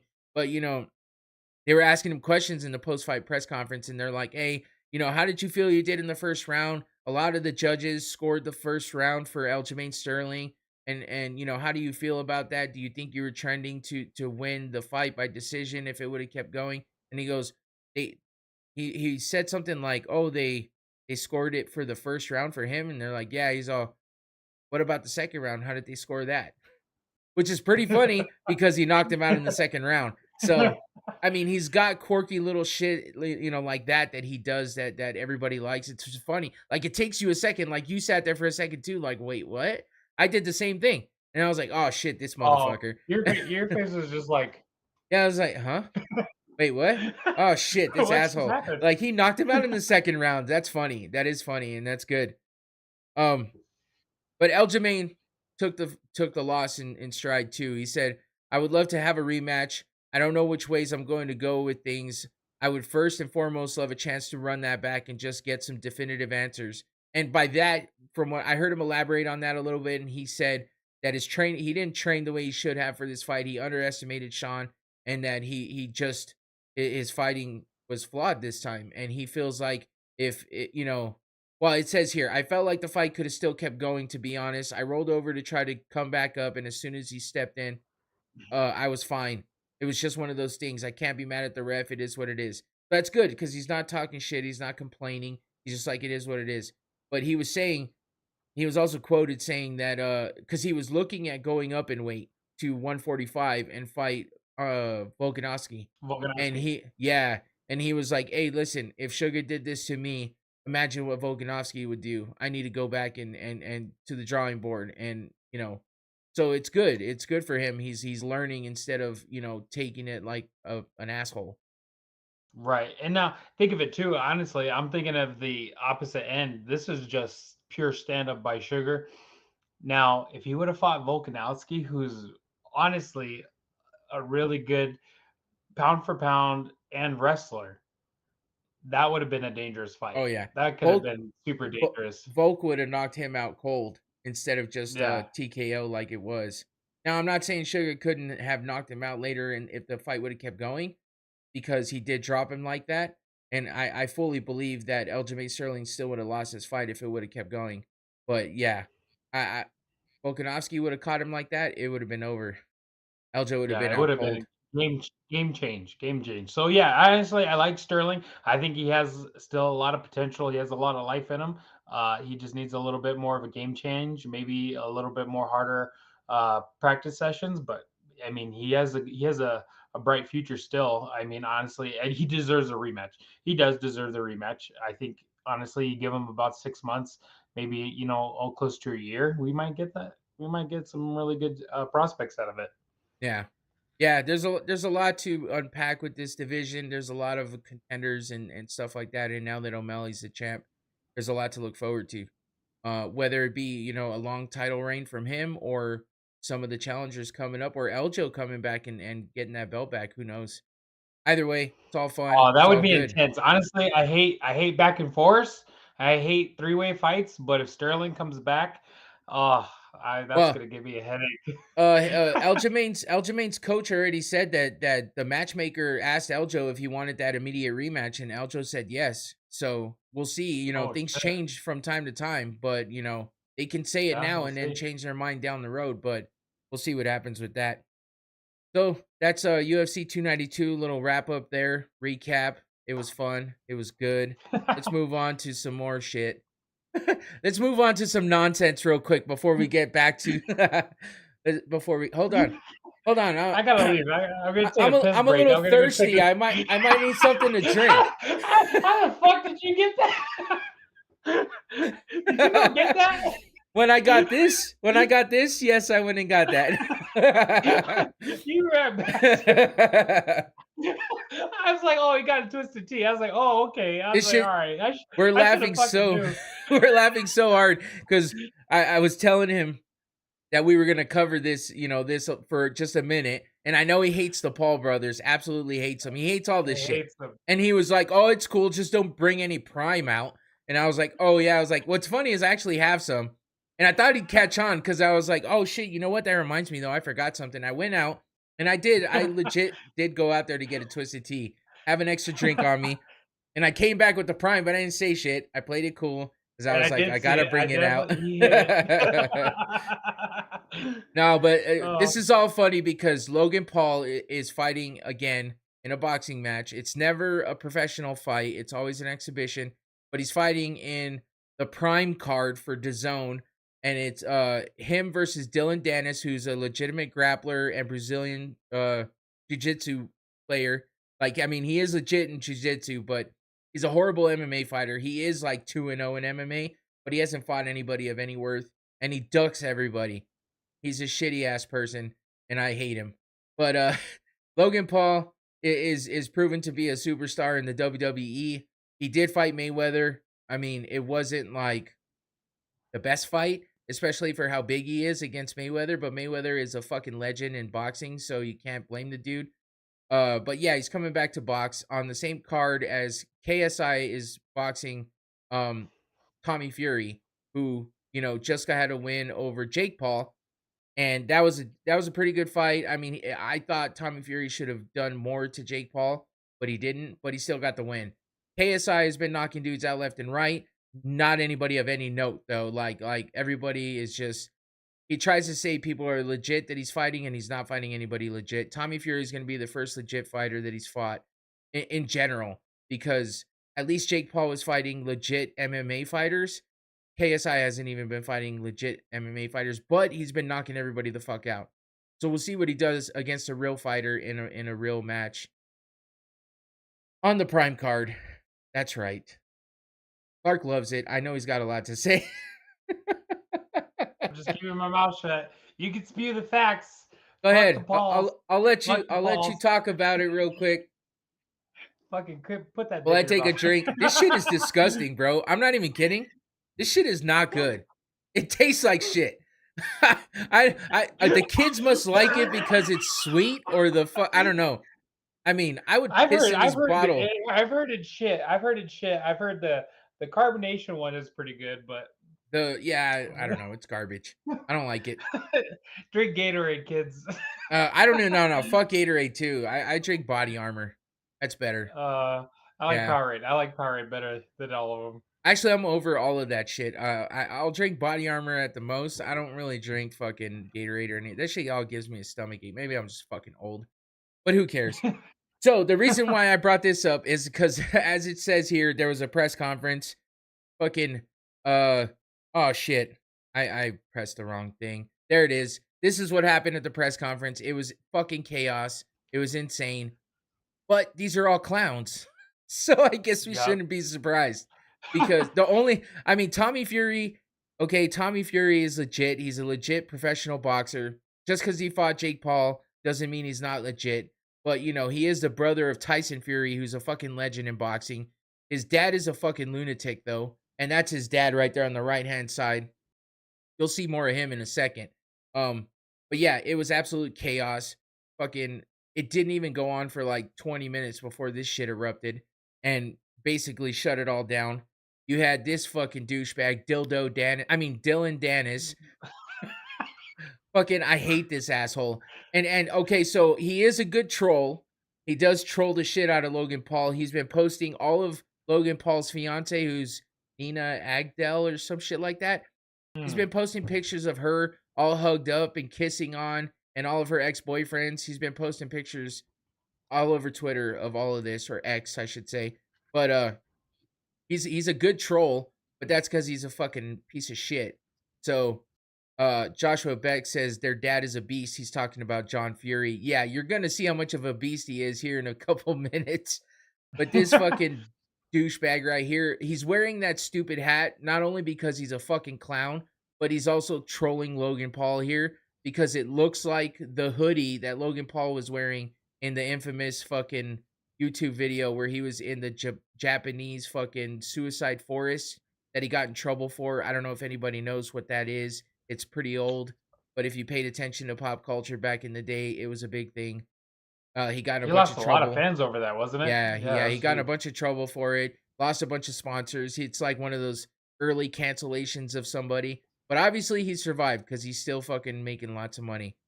But he's fighting this douchebag right here. And he actually, Logan Paul trolled himself and made a cake. If you look closely at that cake, it's Dylan Dennis laid out. He's got a fucking camel toe. So that part's pretty funny. But yeah, I didn't even he notice that, I honestly. know he makes a. If you look, you can look up more pictures. It's hilarious. But yeah, this is before all the craziness erupted. This is actually part of why it got crazy. Um, but yeah, as Josh Beck said, they're the Tyson Fury and Tommy Fury's dad is a beast because he does crazy shit like this. He got sick of all the bullshit. He got sick of all the arguing. He jumped up. He started screaming and yelling. He fucking flipped the tables. He went absolutely psycho on everybody. Dude, Um, and he's tall. He's a yeah, big fucking that's dude. that's where Tyson Fury gets it from, man. Tyson Fury's a big motherfucker too. And I mean, he went ape God. shit, dude. He was yelling and screaming, saying, "I'll beat the fuck out of everybody here." He was just going nuts. He was kicking shit. He kicked over tables. He fucking broke shit. It was insane, dude. Fucking He went chaos. straight Rocky 4, I will break you. Yeah. Yeah, and Tommy Fury is the one that's fighting, and his dad's always the one causing the fucking crazy ruckus all over the place. Just always making bets for Tommy, and Tommy's like, "Hey, I didn't want to do this. What the fuck?" It was crazy though, man. I didn't even know this press conference was going on. It just happened to pop up a notification on YouTube, and I was driving for work, and I was like, "Oh shit, this is gonna be crazy." So I turned it on, and I'm just listening, and I'm like, "Oh my god!" I had to go back and watch the whole thing all over again because I was too busy driving. I wanted to, drive correctly and not be watching my phone. So I had to go back and watch it, and it was nuts. So I had to, collect all the pictures and show it here and talk about it a little bit. But we did get a couple face offs. This is KSI and Tommy Fury are fucking hate each other. And KSI is one of those guys that'll just do it for the show. But Tommy Fury's like, I'm gonna beat the fuck out of this dude. And I'm pretty sure he's gonna knock him the fuck out. Tommy Fury was talking the whole time about how KSI has nothing on fucking Jake Paul, that Jake Paul's definitely a better boxer. So he beat Jake Paul by decision. He's looking to knock out KSI. I wouldn't mind seeing it. KSI is just another former Logan Paul shit talking. That's all it is. It's a I don't showboat think move. I don't think he has the skills that Jake Paul has right now when it comes to boxing at all. So I think if anything, he's gonna feel Tommy Fury's power and he's gonna start running. And he might be able to fucking make it for a decision, but I think Tommy's gonna kick the shit out of him. So then we have Logan Paul and Dylan Dennis do not get along whatsoever. There's really bad blood there, so they didn't face off because they had to separate them. So Logan Paul faced off on with Mike Perry, who is a former UFC fighter. He's now a BKFC bare knuckle champion, and he's actually the backup for this fight against Logan Paul because Dylan Dennis is a pussy ass motherfucker and he likes to back out of fights at the last minute. And there's actually a clause in his contract right now that says if he doesn't show up or he cancels the fight for any reason, he owes Logan Paul $100,000. So they're trying to make sure that he doesn't back out, but he's a pussy and he probably will. And if he does, then Mike Perry's gonna wreck fucking Logan Paul because Mike Perry is an absolute fucking savage. Go watch his BKFC fights and you'll know what the fuck I'm talking about. So, I mean, I look at his arms and I see that I'm like, you're not gonna dude, touch that shit. he is so crazy and he fucking beats the shit out of people. His record wasn't great in the UFC because being a full out MMA fighter doesn't suit him well, but he definitely can box. So, uh Yeah. yeah, so that's it for that. Moving on. One little thing about Connor. He says they're not going to let me fight in December, ladies and gentlemen. I feel like I'm being kept from my livelihood and I've been feeling this for years. He tweeted this out because he went on his little rant. And this was about him fighting Michael Chandler. There's been things going back and forth about whether or not they were actually going to fight. He went on social media and said this, but then of course the pussy and he probably won't show up. Yeah, definitely. And Joshua Beck's talking about Dylan Dennis, and we all know this. I think we're all in agreement here. But Yep. yeah, so Connor then he tweeted December is back on the table. So this just happened a few days ago. This was literally the next day that he tweeted this. Connor goes on his tweeting rant. It's crazy. He tweets shit, he deletes it, or he tweets a bunch of crazy shit, and then goes back on it. It is what it is. We'll see. I'm hoping that they get together and have this fight in December. It's supposed to be like December 16th, I think. But I do want Connor to get tested. I do, just so everyone, either we find out he's doing steroids or he's not. Whatever. It doesn't matter to me. Just shut the fuck up and just get tested. I just want it to happen already. he's gonna get an exemption. They're gonna let him fight, and nobody's gonna say shit. You'll do fucking nothing. That's that's what he's gonna say. So yeah, unfortunately, I don't think they're gonna hold him back. I think they're it's gonna if it happens, it'll be either in December or it's gonna be early next year. They might push it off a little bit, but it's gonna happen. And they'll let fucking Connor do whatever he wants because that's what they do. He's a I cash mean, cow. yeah, exactly. He brings way too much money. Yeah. So anyway, let's end this up here. Let's get to the fights happening this weekend. This is going to be a pretty good fight, I believe. But one thing everybody needs to know and remember is that it's happening in Singapore. So, Arizona time, the main card is going to start at 5 a.m. So, that puts the prelim starting at like 3 a.m. So, I'm sure everybody's going to have to watch this uh on their DVR or something cuz I know for me, I'm not getting up that early to watch these fights, but I am getting up early to play golf. So, I'll have to be watching it way later in the day. But that's all right. I and it's gonna get spoiled on social media and all that bullshit. I don't care because guess what? I always watch the fights a second time anyway. So it'll just be like I was kind of drunk watching them the first time, and then I'll watch them again. I hope Holloway does good. I really have high hopes for Holloway to at least go out there and battle his ass off. But the Korean Zombie has his name for a reason, and he's gotten touched a couple times and not been phased, which can be intimidating. Yeah. Well, and that's the thing. He hasn't been doing that well as of late, as far as the Korean Zombie goes. But I mean, Max Holloway's been a little up and down too. So let's take a look real quick at the bottom of the card. There's a bunch of Asian fighters, of course, a bunch of names I can't fucking pronounce. No big names really on the bottom until we get to oh Jesus. There's not a whole lot going on in that undercard. Michael Oleksiejczuk versus Chidi Njokuani is at the top of the second to the last prelim fight. Toshiomi Kazama versus Garrett Armfield. There's no big names though happening at the bottom of this card. JJ Aldridge versus Na Liang for a women's featherweight fight down at the bottom. But yeah, that's about it. So the main card is really going to be the one to watch. A lot of the prelims are going to be kind of no names a little bit, especially being an international fight.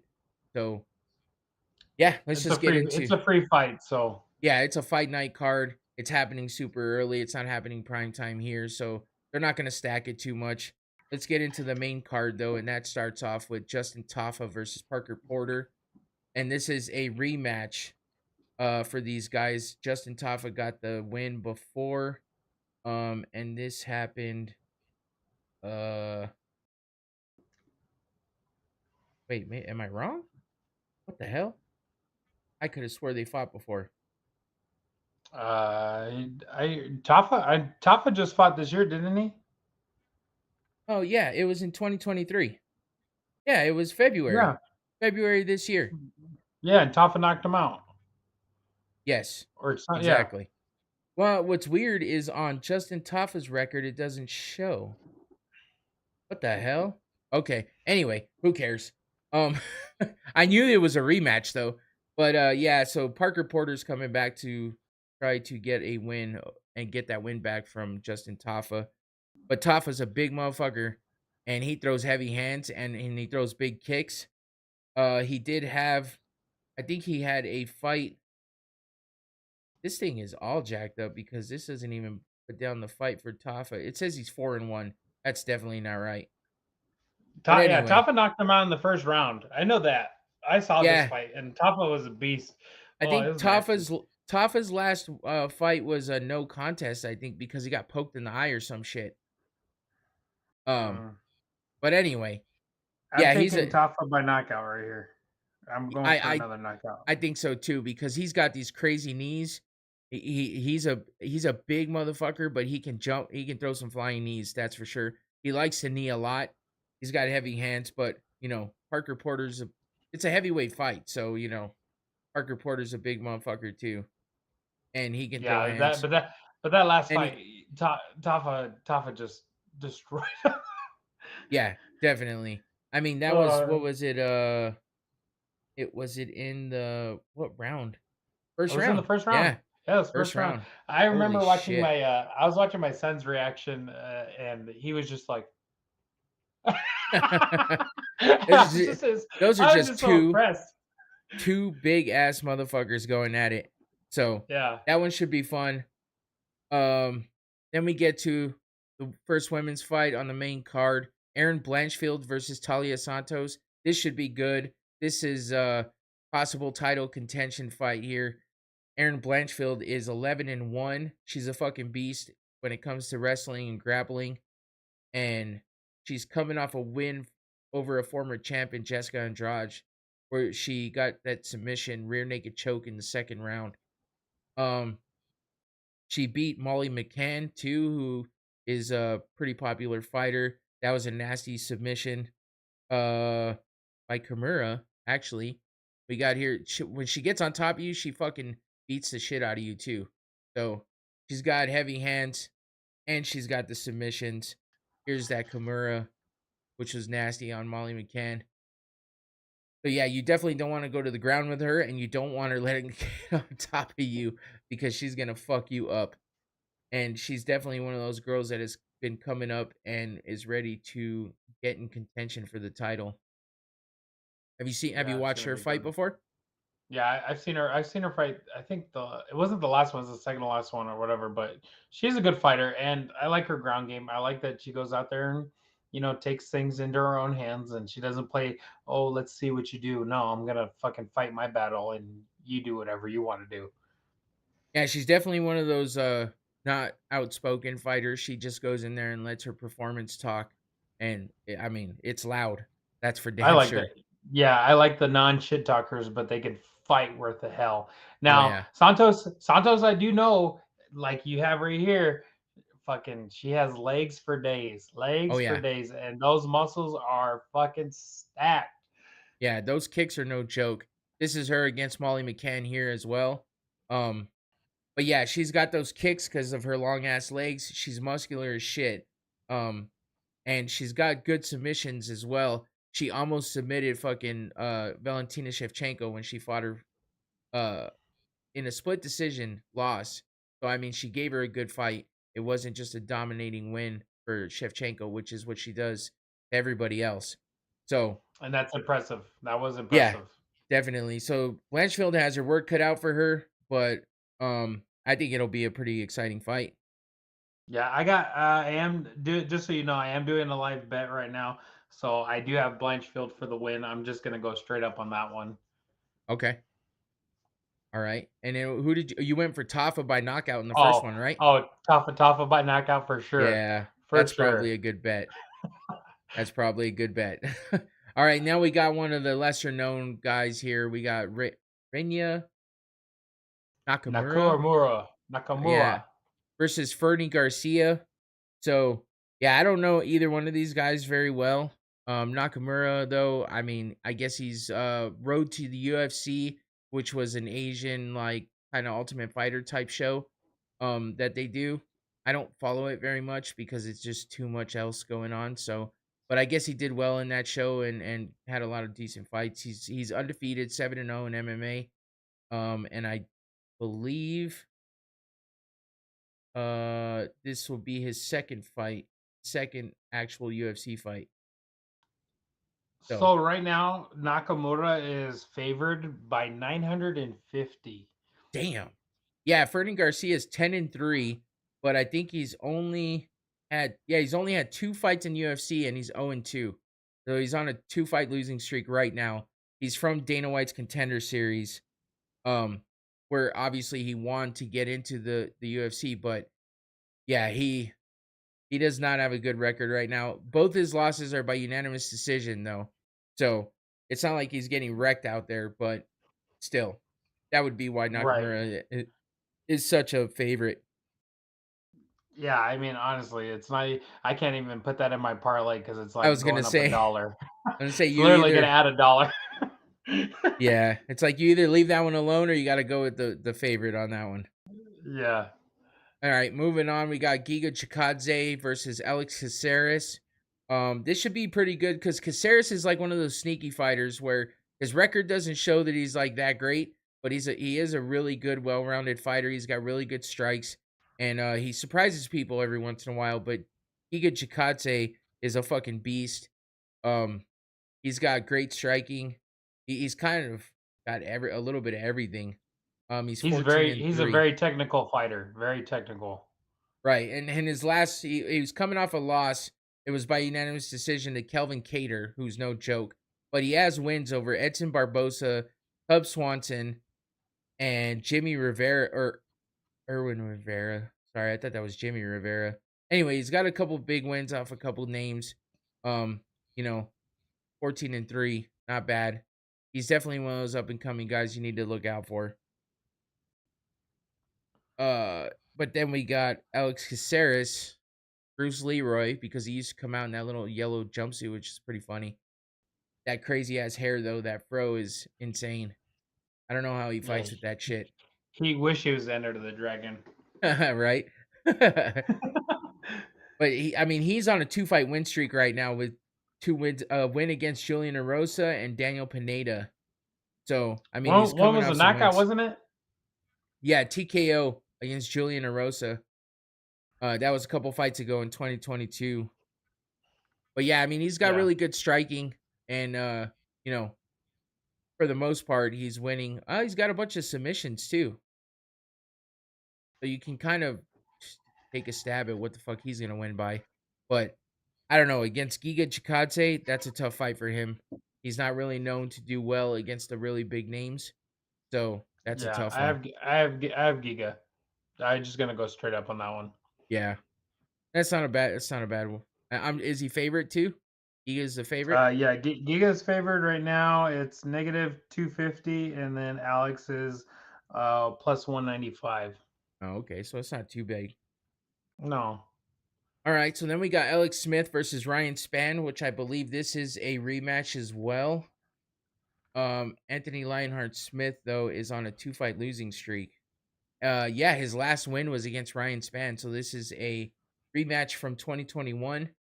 They were actually the headliners on that fight night, but he since then Anthony Smith has lost to Magomed Ankalaev and Johnny Walker. So it's not like they're small name guys. He's been losing to bigger names, but he is on a 2-fight losing streak. And then Ryan Yeah, Spann, 21 and 8, and he's coming off a loss as well to Nikita Krylov. Who's the favorite in this one? Span is favored actually, and Yeah, I'm a little shocked about it too because I like Alex Smith as a fighter. I mean, yeah. he's definitely a go getter, so it's gonna be kind of dangerous. I just feel like he fell off a little bit, and he's been real focused on the analyst work that he's been doing, working the desk during the fights for the UFC commentary and all that shit. But I mean, Ryan Spann's a beast, but I think Alex Smith still has a little bit of fight in him. So I mean, it shouldn't be a horrible fight. I don't think. I mean, Smith has got a lot of big punches. If he connects with you, he's got a lot of power, and he's no joke. He gave Gustafson a good fight. He's had some good fights here and there. Just because he's been on a losing skid here doesn't mean that he's not a good fighter. I just think that his focus is a lot kind of all over the place, so it makes it a little bit difficult for him to keep up with the competition these days. But Yeah, mm, they really think. I looked at this one too. They're really looking at a knockout on this fight, and that's kind of. I can see it. I could see it happening, but honestly, I think with these two fighters and how big they are, I think it is going to go to a decision. Which they say going to a decision is plus 450. ooh, shit, yeah, it's because both these guys are big strikers. But Alex Smith is hard to take out, man. Glover Teixeira fucking busted out multiple teeth, and Alex Smith still wouldn't go down. Yeah, So, he's got a rock hard jaw for sure. but Ryan Spann is a fucking big motherfucker. He's a beast. He hits hard, and if he gets you to the ground, he's gonna fucking hammer fist the shit out of you. And he beat the Yeah, shit out of Dominic Reyes, who was a title. He fought John Jones for what a lot of people thought he beat John Jones back in the day, a few years ago.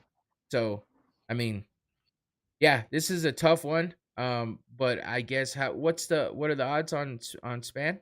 How much ahead is So he? Span is -132. Smith is +108. Oh yeah, so it's almost a pick 'em. Yeah, it could go either way. It's flip a coin. Yeah. All right. Well, hopefully it's a good fight. Then we get Yeah, to the I'm main more event. interested in that one, to be honest. Oh, really? Yeah, I am. Overall, even over this fight? Yeah, I am. I'll be honestly, I like Spam. I like him. I like how he rolls with the punches, and he's very aggressive. He is very aggressive. But I like Smith, and like I said, Smith has that rock hard jaw, so it's gonna be an interesting fight. I may wake up early just to find this one. I really will. All right. Well, now we get to the main event. This is Max Holloway versus a Korean zombie. Chan Sung Jung, I think is actual name. Hold on. What are the odds on this one though? So for the main card event, Max Holloway is favored. It's Chan Sung Young. Yep. Chan Sung Young. Okay. Uh, Favored by how much though? he's favored 950. What? Yep, they have Max Holloway winning. Holy shit. Okay. By oof. That's All just right. straight up. Wow. Okay. I didn't think it'd be that crazy, but he is coming off that crazy win against Arnold Allen. I mean, Yeah, Max it's Holloway is a badass.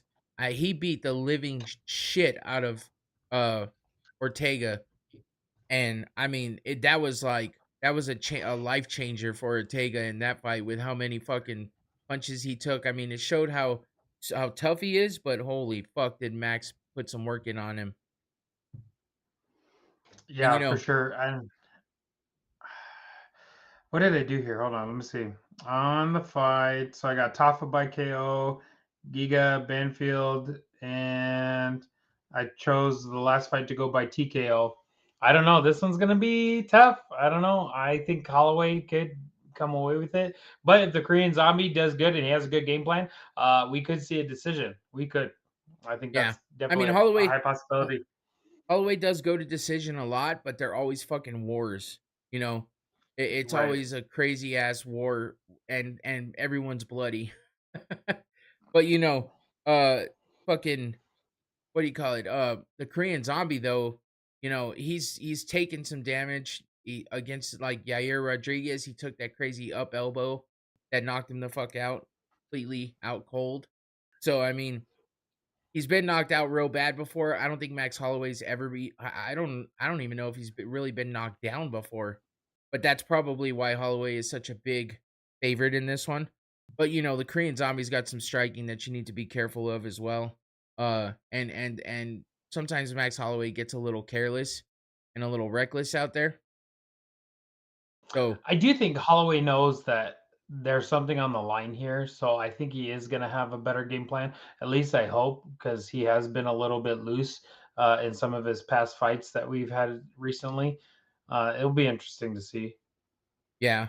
Well, and then he's also got the Hawaii thing going on too. Like I saw him in an interview talking about how he always goes into the fight with Hawaii on his back, but it's even more so this time. And he got super emotional about everything going on, and how he feels for all of his family out there, and stuff like that with the natural disaster or whatever actually happened out there, all those fires.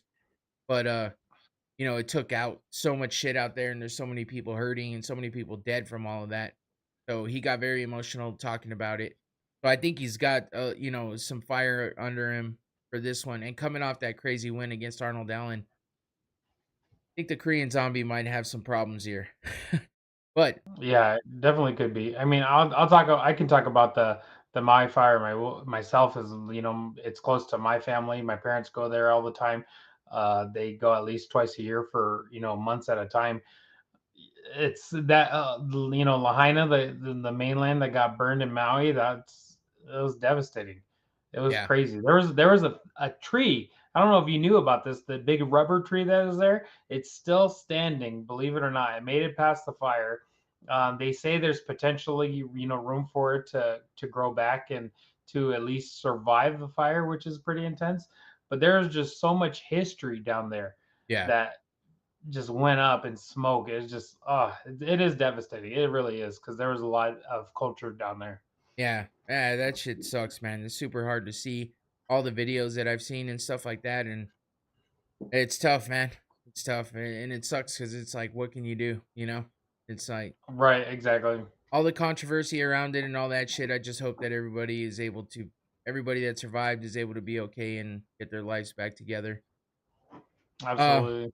so Max was going to be out there with something to fight for. You know, he's got that on his head, and hopefully it fuels him and doesn't hinder him in this fight. But Korean Zombie's the first ever twister in the UFC, so when it comes down to the ground, he Max Holloway's got to be careful of that one. But this should be a good That's fight and dangerous.